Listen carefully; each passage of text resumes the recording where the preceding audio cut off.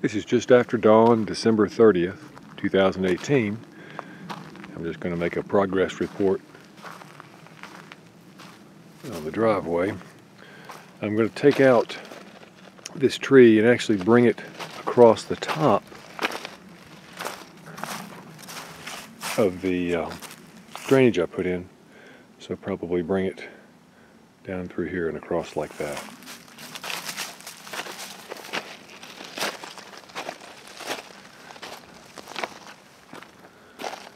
There's Juan Carlos's place. He's a good person.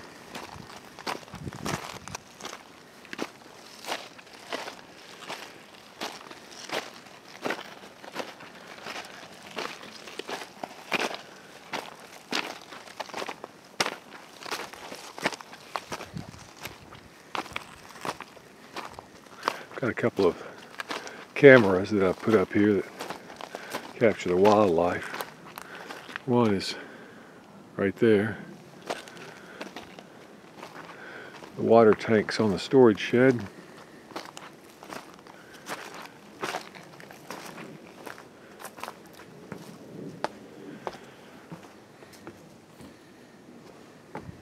Yeah, I've got that. I think I had to keep the door from opening.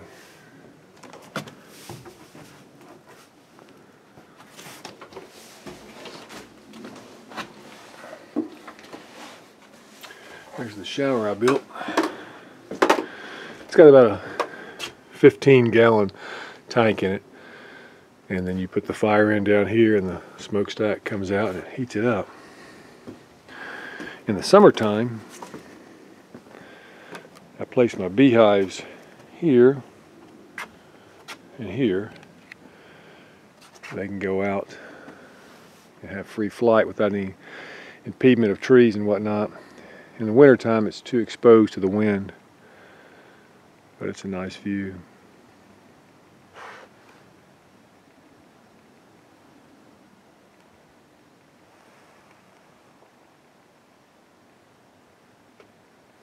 Since I've been up here, they built a couple of houses.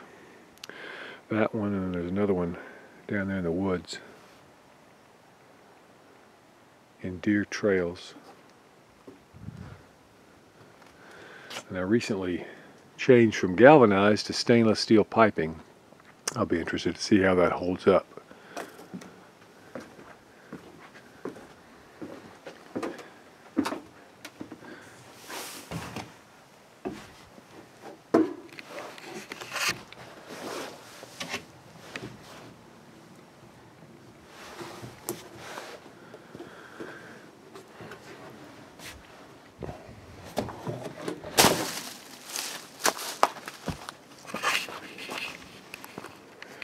Fred took the driveway to about this point here, and then what I've done is brought up gravel and extended it on out. And currently I'm working on a turnaround. I've used, of course, cross ties as a base. I'll put gravel on top of the cross ties up to that point, and then add another row of cross ties to keep people from driving off. The other camera right there.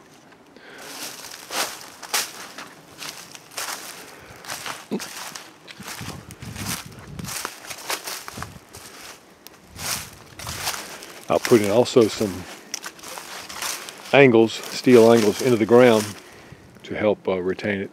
But I've got, and you can see those little green rods laying up there, I've driven those into the ground and then driven 12-inch nails into the cross tie below it. I've then put cross ties on the backing of it, as you can see here, and I'll fill it up with gravel to the top of this point.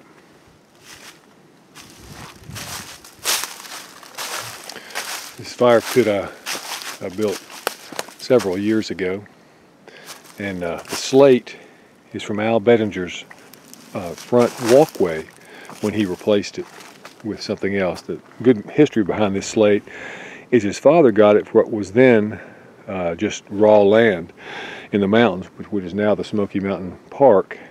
I believe over near the 129, Highway 129 area is what he told me. Abrams Creek area is that's where it came from. I use this to burn out my stumps, such as this, put that around it, and it creates a chimney effect. And of course I've got several log protectors that keep the water off.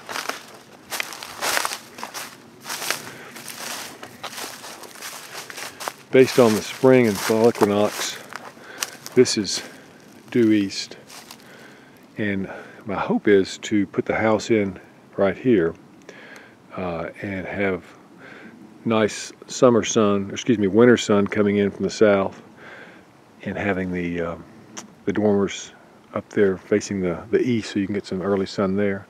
It drops off fairly steeply on this side, which makes it very nice as well. Probably elevate it and have this ground floor maybe about 3 feet above that, and then have a mud room down below. Down here is an orchard I put in. I tried peach trees, but they just did not survive at all. It was too cold up here. But I've got some pears that made it well, a couple of pears, and then several apple trees.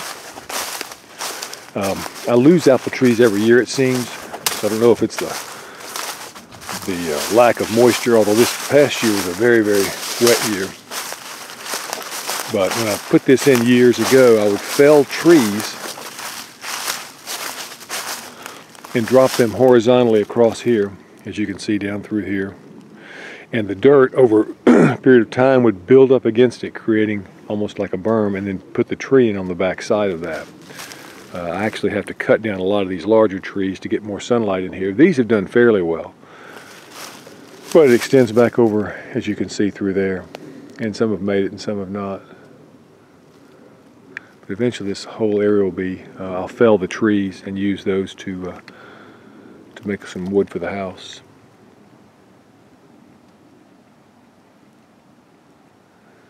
And once those trees are down in this area, it'll be a nice view of these mountains.